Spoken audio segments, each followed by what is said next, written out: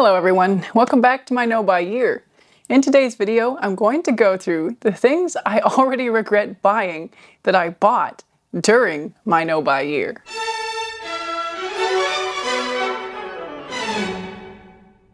Okay, look, I know if this is your first video here, what I just said is going to seem ridiculous because the whole point of a No Buy Year is that you're not supposed to buy things. But if you are here for the first time, you won't know that I've failed my no buy.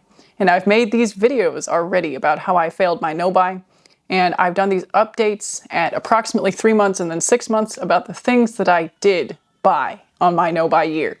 So now that we've got that out of the way, I'm going to go through the reasons I actually regret buying these things already. I already have regrets. Some of this stuff was stuff that I bought only a month or two ago. And the hope here is obviously that I'll take these lessons forward and continue to be successful for the rest of my no buy year and beyond, as long as I care to extend this challenge. This is also going to build a little bit on my last video where I talked about reasons I found it hard to wait to buy things, because some of those reasons applied to some of these items.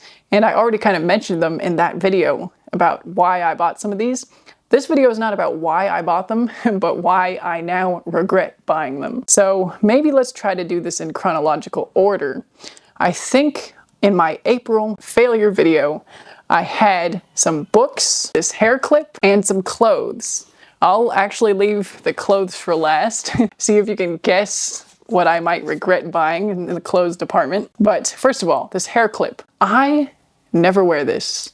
I thought it was going to solve a problem that I had because I do get headaches from having ponytails like this and having buns and having my hair up, but I get hot having it down. So it's, this is the conundrum. And I get less of a headache with a claw clip, but the clip has to have a very strong grip because I have so much hair. Now, I have the same model in metal, and the metal version has a strong grip, but it's heavy. So I thought, oh, I'll get the plastic version. It'll have the same grip strength, the same size, but it won't be so heavy. Needless to say, it doesn't have the same grip strength because probably it's plastic instead of metal. And therefore, I have to have my hair positioned in just the right way in order for it to work. In fact, let's go ahead and see if I can get it to work right now on camera. We'll first try to fit all of my hair into it. I don't know, maybe that looks like it's working okay, but it's not going to hold, I guarantee it. We'll just roll with it for now, but it feels very precarious. I'm also probably going to get a haircut soon, so this is going to become a non-issue. Either my hair will hopefully get light enough that the ponytail doesn't give me a headache, or it might even start fitting into this claw clip. Maybe I'll actually wear it, but the point is, I thought it would solve a problem that it didn't, and I bought it in the efforts to solve that problem, and clearly I've been living without it because I have not felt comfortable in its grip strength to actually wear it. It's like flopping around on my head. The other way I can try to wear it is with only half of my hair in the clip and half of it kind of flopping out, which it is a look. It is an interesting hair look. Not to say that I think it's horrible. What if I just do the rest of the video like this? Maybe I will. So first regret is that MEJ hair clip that I'd been talking about since January. So I waited until April to actually buy it, or until late March, perhaps, and now I regret it, and I would not miss it if it was not in my life. The next thing is some of these books that I believe were also in that April video. So I know for a fact that this, Wear It Well, is a regret. The only thing I don't regret about having this is the fact that I'm going to feature this in my Style Week videos. So I'm going to do 7 videos, another whole week-long series on style in this era of influence. And this book is going to be kind of the subject of one of those videos. So it wasn't a total loss. My channel's not at the point where making a video will make me enough money to buy a book. So it's not going to be like a business expense per se. I guess if I really wanted to, I could try to write it off as a tax thing, but I don't even know if my channel's at that level yet as far as income. The point is, I didn't buy this with the purpose of having it as a business expense, and as a book, I definitely regret it. It was not written for me. I didn't really get a whole lot out of it. And besides the video that you can see, if you feel like subscribing to get notified when that's posted. These books, for full transparency, I haven't finished yet, but I am highly suspicious that they will not change my life in the way that I thought they would when I bought them. And I will be curious to see if I feel like keeping either one of these after I've finished them. I have kept one of the Cal Newport books because I think the concepts within it are worth passing on to specifically my kids and other people in my life. So I do like So Good They Can't Ignore You, and I've kept a copy of that one around. So it's not impossible that this guy's ideas will be worth keeping, but what I've read other people say about this one in particular is that if you've read his other work, you don't need to keep this one or even read this one. So there's that. Maybe I should have waited for more reviews to come out before impulsively buying this and failing my no-buy year with it. And then this one I just don't have a lot to say about because I haven't even started it. But this is a YouTuber book, and I'll be very interested to know if there's anything new in this book that I have not gotten from watching this creator's videos. But we'll see. I do plan to do a productivity book recap when I'm finished reading all of these, so future business expense there too? I don't know. But as books, which is why I bought all three of these, they are regrets and will probably be donated. Okay, so the last category in that April video, I believe, was clothes. And the one piece that I would say that I regret is this Damson Matter vest. So that's not to say that I'm in a rush to declutter it or get rid of it, but after some life with this piece, I have realized that it's not as convenient to wear as I envisioned it would be. The crazy thing is that I wanted this so much, and I was willing to break my no-buy year publicly for it. I was willing to get up here and say, I bought this thing that I had on my things I wanted to buy but didn't list the month before. And I caved and I bought it. And now I have to tell whoever's watching my channel that I thought I needed this so much that I broke my no-buy. Definitely wasn't worth that. It's been a little trickier to style than I thought. I don't feel comfortable going to work without a shirt under it, and I thought I would for whatever reason, but I mean, it still kind of shows your stomach area without a shirt under it, and it's not, doesn't cover everything I would probably want to cover at work. And then layering it over things has not been as easy as I thought it would be. That being said, I don't dislike it as a piece of clothing, but I do see it now as something I definitely didn't need to add to my wardrobe. So my perspective has changed, and the only way to be sure you're not going to add something that you didn't need to your wardrobe is to just not add anything, right? It's like the only safe thing to do is to not buy it, to not have any regrets. That being said, the other pieces of clothing that I did buy in that failure video are not regrets. So at least there's that.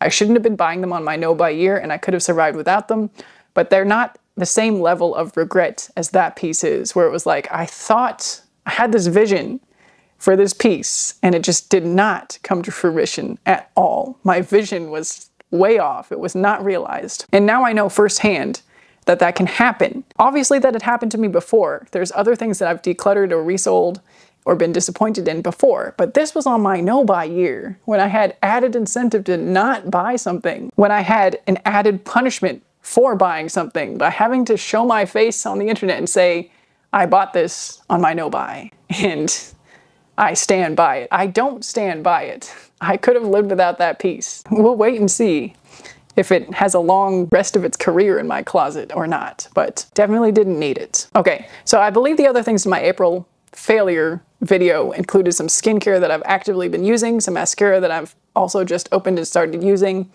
and like I said, the other clothing pieces were not regrets.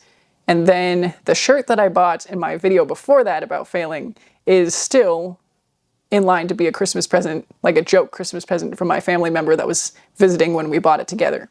So those are not regrets per se, other than the fact that I broke my no-buy when I really didn't need to buy anything. Moving on to my 6-month categories of items, collection of items, I bought a bunch of sheet music. And while I did need the trio music for work, I still have not looked at the solo viola music. And I knew this would happen when I was buying it. So did I need to buy it, or could I have just let the music store keep on storing that for me and save my money to give to them on the day that I knew I would start looking at this? In other words, I could have waited for the real need to arise for the rest of the pieces, the solo pieces, before I actually pulled the trigger and parted with my money and added these to my house. Because now I just have these pieces of sheet music laying around my house. I mean, they are stored a little nicely, more nicely than that. But I just have this stack of viola pieces that I don't have the time to get to. And in fact, I have other projects taking priority right now. So the fact that they're there, available for me to play, but I can't actually play them because I have other more pressing things to work on, is kind of depressing. It's like, oh, I would love to start learning the Ligeti Sonata, but I have to practice this other music. So they're kind of taunting me in a way. So there's another reason to regret something that you can't use immediately. Don't buy something you can't use right away because it'll just sit there and taunt you. How's that for silent to-do list? The next regret is this K-Safe phone jail. I have mixed feelings to report on this one because I do use it and it has become a helpful tool in my routine. But as I might have already talked about on this channel, this tool cannot do the true work that will decrease my phone time.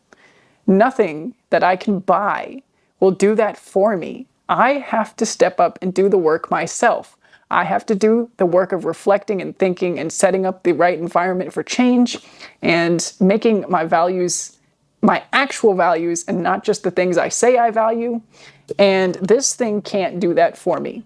So now that I have it, I will continue to use it as a tool. I will continue to keep it for the distant future when my kids have cell phones and they probably will need this as a tool. Family meal times, maybe something like that. I'm not going to just get rid of things arbitrarily because I regret them. But now I know I didn't need to buy this. And I didn't know it at the time that I bought it. This is the wild thing. Like, I thought this would solve a problem for me. And obviously it can't. This is a piece of plastic. But I didn't have that awareness before. This is the crazy thing. And you might have been fooled into thinking that I was a smart person, that I would know things like that. If you would have been a viewer of my channel, I flatter myself perhaps to think that you didn't think I was stupid. But here I am admitting that I thought this piece of plastic would change my life in some way, when the only thing that can change my own life is me and my work and my resolve to behave better or differently. Okay, I'm gonna put this thing down now.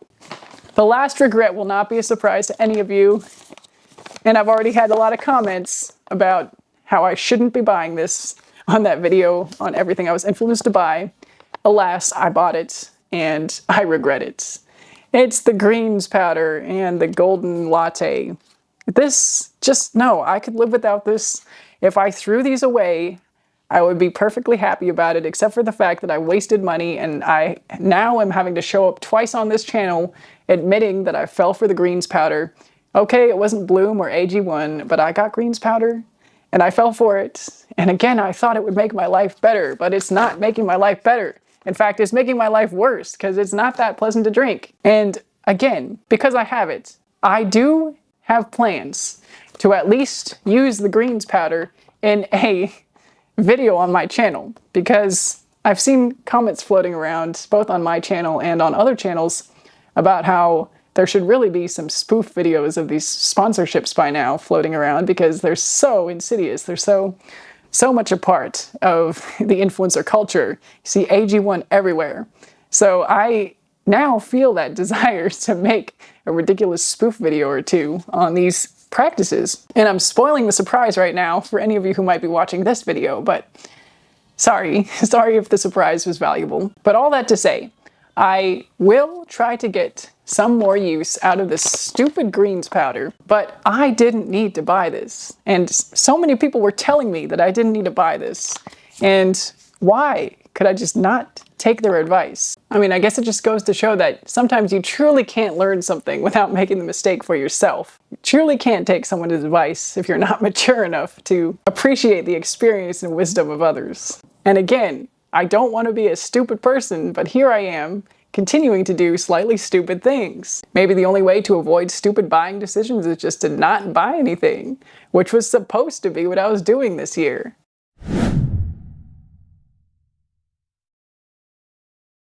So anyway, with all of that shared, all the things that I bought during my no-buy year that I regret. Hopefully, I will be able to continue this year and not buy anything that was not on my list of predetermined exceptions on January 1st of this year. For those of you on a no-buy, or even those of you not on a no-buy, what was the last thing that you bought that you regret now?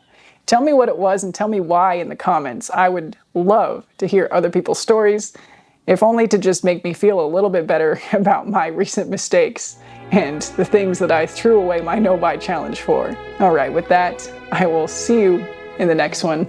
Bye for now.